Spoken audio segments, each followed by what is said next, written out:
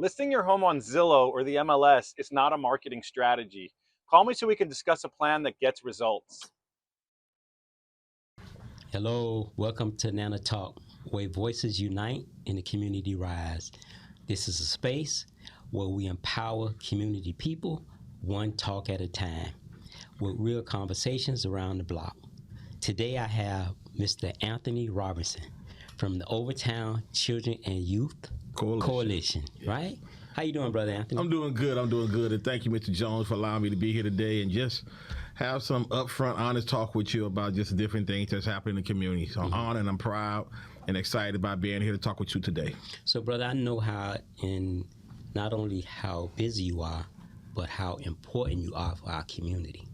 So it's my honor to have you find some time to spend 30 minutes with me to share about what you do in the community, right?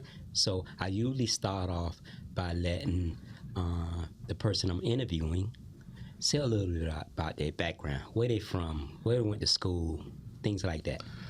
All right, well, thank you for that introduction of how honored you are about how important I am. I feel I'm just filling some shoes of some individuals that came before me, such as yourself, such as my family, growing up in the Brown Subs area, right there on 50th Street and 24th Avenue, attending the Seventh-day Adventist school there, the Seventh-day Adventist church there, going to Flora Heights, where Nana is. So I feel good about that. So I come from that background. Then our family we relocated up until the Carol City, which is now Miami Gardens area, where I attended Miami Norland Senior High School, class of 1987. I am a proud Viking and enjoy the work that I'm doing, working with the school, working with our alumni association. I'm doing all we can to make sure that our young people at Norland Senior High School have what they need to succeed. I went off to college at Savannah State University, where my life changed during that time. I know the tragedy that took place with me during that time, with my brother being killed while we were in school, laid the pathway for the work that I'm doing now. Upon leaving Savannah State, I went to Ashton State University, where I got my bachelor's of science degree and a bachelor of arts degree in criminal justice and sociology. Went on to get a MBA from University of Phoenix to be able to elevate the work that I was doing. I spent 21 years working in the Job Corps program, starting here at the Miami Job Corps Center up there in Miami Gardens. Yes, so 12 years there. Then I went off to Jacksonville, spent some time in Jacksonville at their Job Corps Center, also in Gainesville at their Job Corps Center. Had a little time in West Virginia for a little bit, and I finished the last 5 years of my career in the Job Corps Center at the Los Angeles Job Corps Center, the 5th largest Job Corps Center in the country, where I was able to run that Job Corps Center and bring that Job Corps Center to be one of the top 5 Job Corps Centers across the country. So let me ask you, brother, how many years you invested in the Job Corps? Over 21 years. Wow. You know what, man, like I'm listening to you ram off all these things, and I would say probably 70% of those things I never knew you was involved in, man. Like, I didn't know that. I didn't know you spent all those years at a Job Corps. Yeah. I didn't know you went to, 3-4 different Job Corps you invested your time in, and you actually, was the lead at one? I was the lead at 3 of them: the Miami Job Corps Center, Gainesville Job Corps Center, and the Los Angeles Job Corps Center. In Jacksonville, I wasn't the lead, but I had a lead role on that center also. The Job Corps Center was just an amazing program. A little story. When I came home from college, I was doing some mental health work at North Shore Hospital. And a guy came to me and said, "Man, why you work here?" And I was like, "Because it's a job. I got to pay my bills, that's why I'm here." He was like, a friend of mine was hiring that Job Corps, and I thought about you. And the ironic part about this is, this guy who came to me, we wasn't buddies or anything, and friends or anything. We just worked together. Mm-hmm. And he said, "I thought about you." I said, "Okay, give me the information." Didn't know a lot about Job Corps centers, although this Job Corps was literally a half a mile from my house. Mm-hmm. So I applied and got the interview. Was interviewed, and I remember Jimmy Burke hiring me. the former police chief, Fred Opalaka. Okay. He was one of the directors there, and he hired me. And it was 2 weeks into that job. I knew then this is where I was supposed to be. Yeah. And 21 years later, I stayed in the job. So that guy knew that too, because obviously your personality fitted that position or fitted working there. That's why. And you said like y'all wasn't buddies or y'all didn't hang out or nothing like that. So obviously he recognized that too. He recognized it, and I'm thankful that he did recognize it. Yeah. And led me in that. But also it shows you how when God has something for you, He put people in your path that you would never imagine or never think of, that would give you the advice and the information that you need in order to get to where you're going. And I enjoyed it. I was actually at Job Corps today. Yeah. They had a meeting there today, and as I was sitting in the gym, I was like, wow, just the memories and the emotional feelings that I've had of spending at that Job Corps Center over 12 years. So I heard you said, I think you had a degree in criminal justice. Yes. So when you went into college to and selected criminal justice as one of your majors, you wanted to get into some kind of law enforcement, correction, police officer, or probation officer, something like that? Was that your intent? That was my intent, to be in law enforcement, FBI agent, go down that field. What happened, and it was the tragedy that happened to my brother being killed while we were in school. We was actually shot in the back in Savannah while we were up there. And your brother was in college too? We both were in school at Savannah State. Yeah, we both were in college at Savannah State. So let me share this with you. So you know I'm from Savannah. You are. I'll go bring that up. And I lived maybe 5 blocks from the college. Wow. As a kid. Yeah, man. So over in the Thunderbolt. Yeah, Thunderbolt. I lived like 5-6 blocks as a kid by Savannah. By Savannah State. Yeah. Yeah, so spending a lot of time up there. I do have family from Savannah also. My father's family is from the Savannah area, growing up in the Carver Village, so I spent a lot of time over there in Carver Village. But when my brother was shot and killed, that changed me of saying, I don't want to lock people up. I don't want to be in a career where we're locking people up. I want to be in the field where how do we keep people from being locked up? So that's when I did a double major of the criminal justice, so I could understand the other part of it also. Right, okay. So we understand the law part, but now understanding how people behave, why people behave the way they behave, to prevent them from being locked up. And going down that path. So that's why I did the double major of doing sociology and tying it into the criminal justice. And so that helped you with your background. That helped you with your background at the Job Corps. It did. Okay. It did. It helped out a great deal because I was truly able to relate to the young people coming into the Job Corps program, because I understood them. Again, growing up in Brown Suds right there on 50th Street. So I'm gonna stop you again, brother. So. You said 50th Street and 24th Avenue. So you went to Floyd Heights? I went to Floyd Heights, fifth grade. So you went to the school that I'm the principal of right now. I went to that building. Bro, you see how much in common we got? Like for years, we've been in the same circles. We have. Like you went to school in Savannah, where I was born at, and now you grew up in the neighborhood right there on the same block pretty much to where I work at. I actually grew up the house on the corner. Right there on that corner. What used to be a yellow house. It's gray now. But my great-grandfather built that house. And I spent the first 35 years of my life in that yellow. It was a yellow house with the yellow I remember brick wall around it. Right. Yeah. The first 35 years of my life, right there in that house. So remember when I came home and I started working for OIC of South Florida, and we moved into your building, it was so full circle for me to be there because of where I grew up. The church school right behind you, and our church was right there behind, right across the street from there. It felt so connected to be there, and again, it's all purpose purpose driven on how the Lord works and how He just brings us back full circle to everything that we're doing and accomplishing. And it was great those 3 years I was at your building working with OIC, bringing helping our young people as they were transitioning out of the system into careers and opportunities. I really appreciated that. So as you see, all of my life has been about working with people, the disadvantaged, what we have called disadvantaged young people, whether they've been the young people or adults. But over 25 of those years have been specifically working with young people. So on Job Corps, it was, if I can remember, because I had two sisters that went to Job Corps when they was young. I was, both of them older than me, but they went to Job Corps out of town somewhere. And my understanding is that it was a way for people who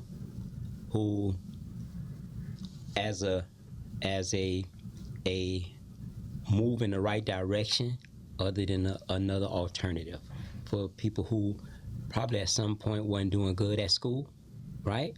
Or was leading down the wrong path. Am I correct? Exactly. And that they offered all kind of opportunity like public school used to, right? Because I remember when I was a kid, public school, like you can take home ed, economics, wood shop.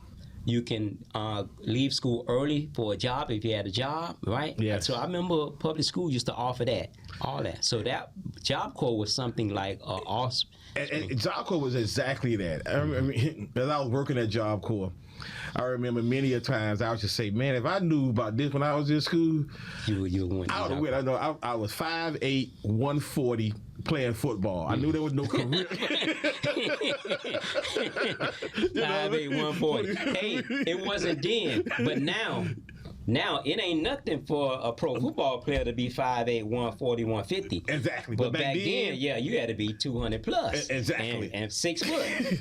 So I would have known better then. I was like, no, let me go to Job Corps. Because again, at that time, you were able to get your real high school diploma. You were able to get the career training you need. And then they were actually paying for you to go off to college. So you could get your first 2 years of college paid for also. You know, and it was opportunity for you to get away. I was in Job Corps many times where I refer individuals to go to centers outside of Miami. A lot of times outside the state of Florida, because we wanted to get them for them, right? Get them out of their natural environment, that thing they were comfortable with all the time, and be able to have to go away. You know, it was truly about being on it was like being on a small college campus, a Job Corps center. You had the resources you needed, whether it was health resources, mental health resources, your educational resources, social development, your social skills, career opportunities. Everything you needed was on the Job Corps Center to prepare you for life. So I had a great time there.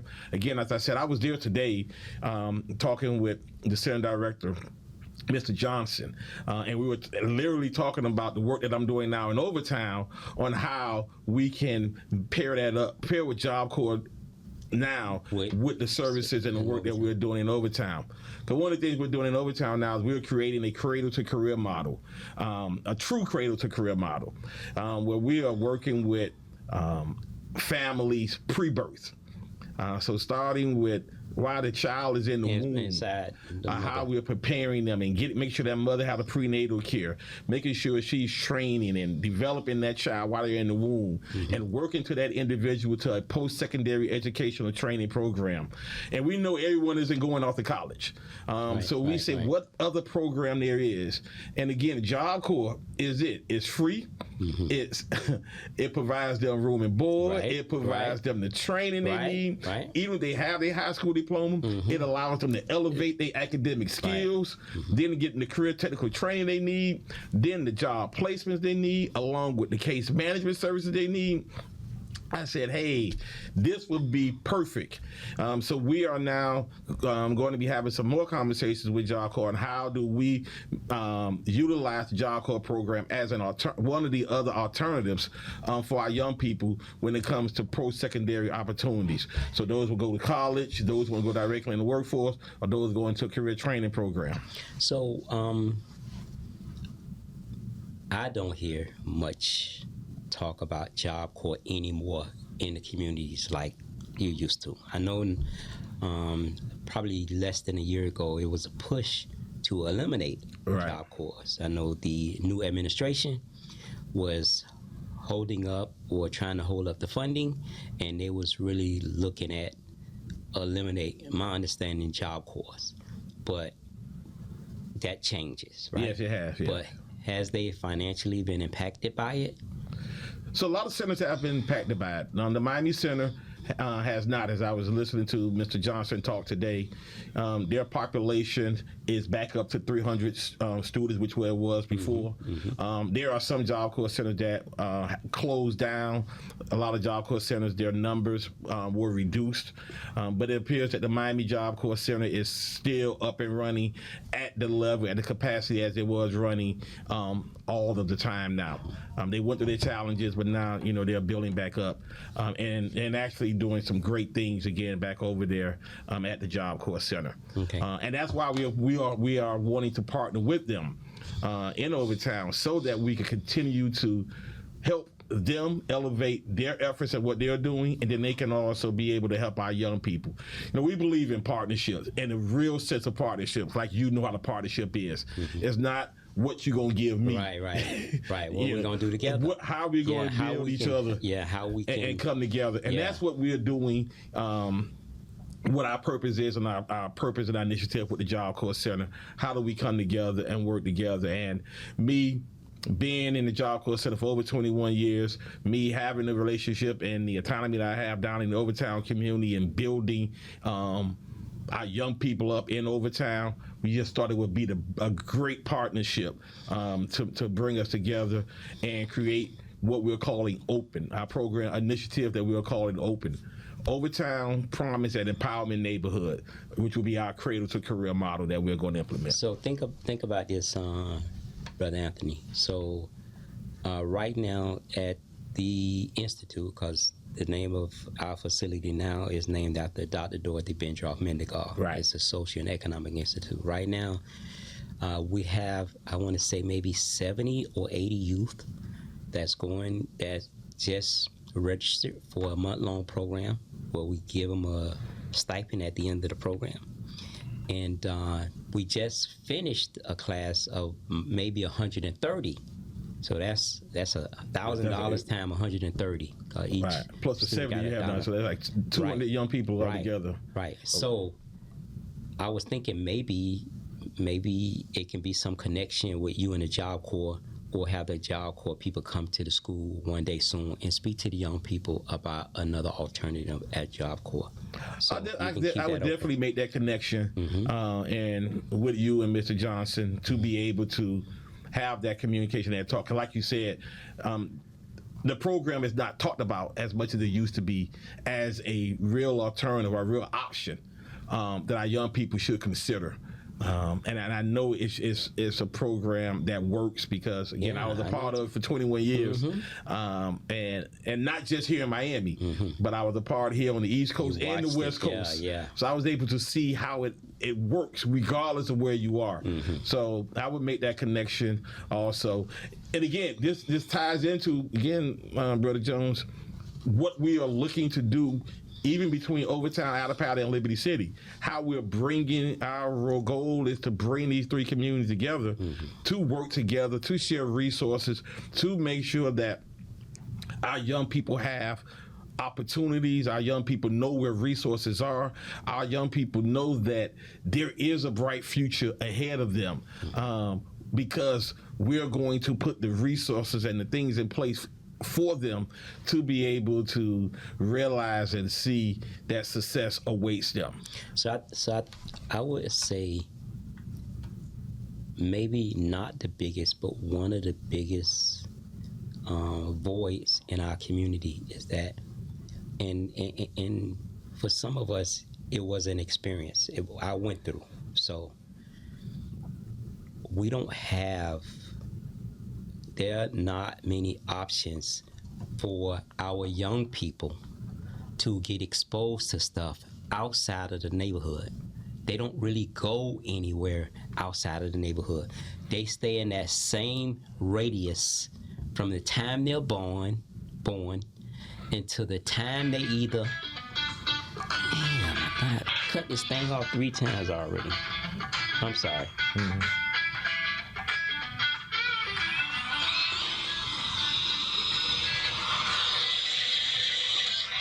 I don't know what that is.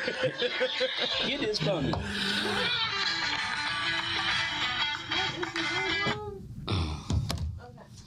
So I'm sorry, bro. So they don't have the time. They don't have the opportunity, and I want to say it's a generational thing, right? So, for example, I grew up when we moved from Savannah. We moved into Overtown. Overtown was a lot different than it is now, right? It was no building higher than a 3-story building. Yep, I remember those days. Yep. It was 3 movie theaters I heard before we moved there, but it was one open, fully functioning, and one in the location where Frederick Douglass Elementary School is now. That was closed, right? And the generation before me had the luxury of seeing things like the Iden Club, like the Clyde Killing Pool Hall, the Carver Theater, right? The Ritz, and all that stuff, right? So they had the opportunity to see that. But the good thing and the bad thing about it is that they didn't have to leave out the community to enjoy. So everything that they needed was right there. The X-ray place, everything, the law office, everything. The doctors, the lawyers, everything was a drugstore, a grocery store. Everything was there. Right. Everything was there, right? Now the good thing about that is that the money circulated in the neighborhood. They didn't have to leave. But at the same time, they didn't leave to explore nothing different. Right. And now we have those same neighborhoods, but those amenities that was there then are not there anymore. So not only they can't enjoy in the neighborhood, they still don't go out, right? And I say this, and I caught a lot of flack for saying this a couple of times, is that I truly believe, and I know I'm a few years older than you, right? I believe that my generation was the worst generation for us. Yeah, we had this conversation. You and I had this conversation over breakfast one day. Right. My generation was when everything turned for the worse. I believe that, and nobody gonna make me see it any different, right? Because before my generation, we still had things in our neighborhood. So when we moved from Overtown to Liberty City, almost all the businesses was owned by black people. All the homes was owned by black people, right? So that was the generation before me. So when my generation came, when we became teenagers, my friends who had family members who owned stuff and had stuff, they didn't want to do that. Right. We so your generation, and I'm right under you, under that, and we say that at times, we see that happened, and we realize we start to see that gap. And then my generation didn't do too much better with it because we thought too that it was better to leave and just start all over again versus building what our parents, what our grandparents had already and what they were doing, because we saw it. I mean, it was the crazy part about it. We grew up in that space. We grew up with all of that in the community. We grew up knowing the neighbors, who was the doctor, who was the teacher, who were the lawyers, who were, working in the county buildings or the city buildings. But for some reason, we wanted to move on or do something different. It was that mentality. I'm going to be different. But the reason why, because we didn't have anything to offer, y'all. We went from owning to renting, right? We went from having properties that was paid for to having mortgages that was $150 a month, right? And so by the time it got to y'all, we had the stores where the shelves were half empty. Yeah. You know what I mean? So and I don't care who get mad. I'm gonna say it again. My generation was the worst generation for our people, man, because we was in the streets, we wasn't living right. You know what I mean? And we didn't want to see outside, because we thought the little things that was happening there was everything that we needed, and it wasn't. You know, so. Yeah. So, and I ain't speaking for nobody else. I'm speaking for me, because that's my generation. I watched it. I watched us having everything before us to it leaving, and now we're not having anything to leave y'all. You know? And that's what, and we are. I mean, I guess that's what we got to overcome. How do we? Not how. We have to continue to work. And we can. Right. That's not how. We need to, because we know what to do. We understand what it takes to overcome those things. We have to continue to do them. So, like what you all are doing at Nana Reese and at Nana, it starts. They're doing that type of work. Getting a group of individuals to understand their flaws, where I messed up. And being honest with yourself, like, man, I messed up. I got to do differently, and in doing differently, I'm going to make amends with everybody that I have hurt, everybody that I have mistreated. I'm going to make amends with them, and I'm going to now put my actions in front of everything I do now that are going to lead to doing things the right way. So that's why I applaud y'all what y'all doing over there. So let's talk about the Overtown Children and Youth Coalition. Let's talk. So we got about 3.5 minutes. I want to discuss that, because we got carried away with your right.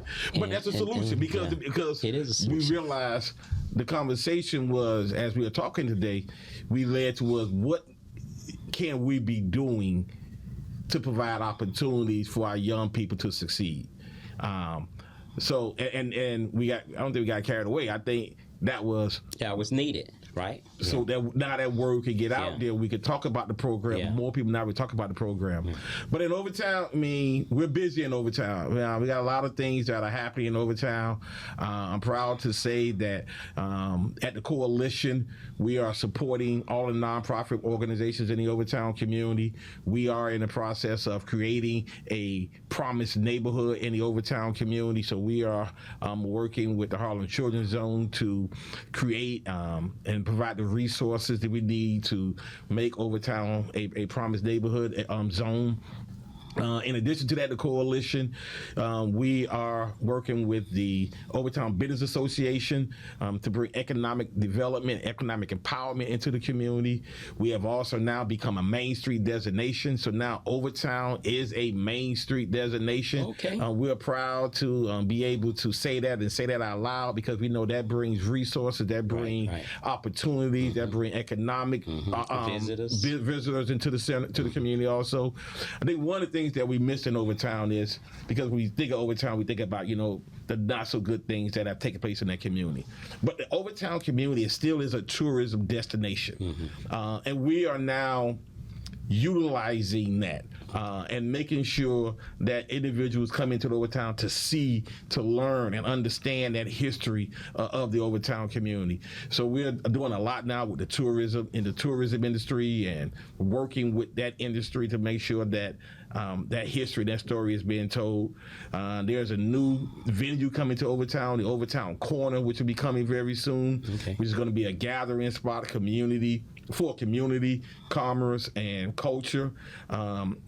A place where individuals could come to work. The small business could come and grow their businesses. Right. A place where share ideas. Yeah, get your ideas together. A place to meet. A place where you can come and have a gathering spot. So there's a lot taking place in the Overtown area. We're excited about what's taking place in Overtown. We are building relationships with Powder and Liberty City so that we can expand our resources, so that one community is not doing everything, doing more than the other, but how do we come together, collaborate to show that because we all together. Because you talked about it earlier, many of us stayed in Overtown and then moved to Liberty City, or many of us lived in Liberty City and then moved to Overtown. You know, so we all grew up together, spent time together. But now, how do we bring that back? So if anybody like to get in touch with you, how do they get in touch with you? So I can be reached, at the Overtown Children and Youth Coalition. Our phone number there is 786-373-5862. You can reach us there. You can reach us via email at anthony@overtowncyc.org. And you can always just visit our website at overtowncyc.org. So, we're also on several social media platforms, so Facebook, Instagram, LinkedIn, at Overtown CYC is our tag name on all our social media platforms. So is your coalition a nonprofit? We are a 501c3 so nonprofit. If anybody like to donate to the organization, how do they do that? Go to our website. We have a donate here tab to make any donations. As a 501c3 program, the Overtown Children and Youth Coalition, our funding is strictly to make sure that the children and youth and families in the Overtown community have the resources they need in order to reach their full potential. So we are just a pass-through organization. Okay. We don't hold money. We don't, use a lot of money for administrative costs.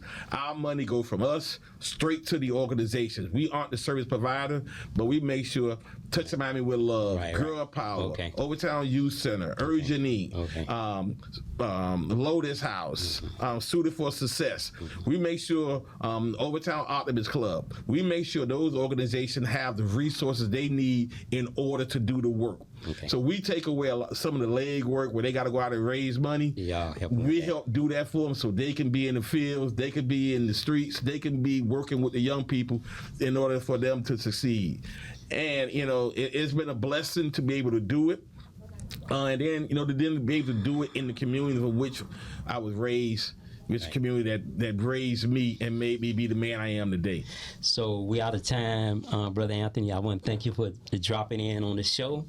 You tune in to Nana Talk. I'm your host, Leroy Jones, the Executive Director of Neighbors and Neighbors Association. I got to have you back, brother, because those 30 minutes went by extremely too fast. And I want to apologize because I usually leave my phones in the car. But I was speaking to somebody, waiting for you to come up, and it won't happen again. No problem. I definitely look forward to coming back. Because again, those 30 minutes were extremely fast. That means the conversation was good. But it's always good talking to you, Brother Jones. Thank you, brother. Every time we get together and have conversations, we share a lot of information. We learn a lot.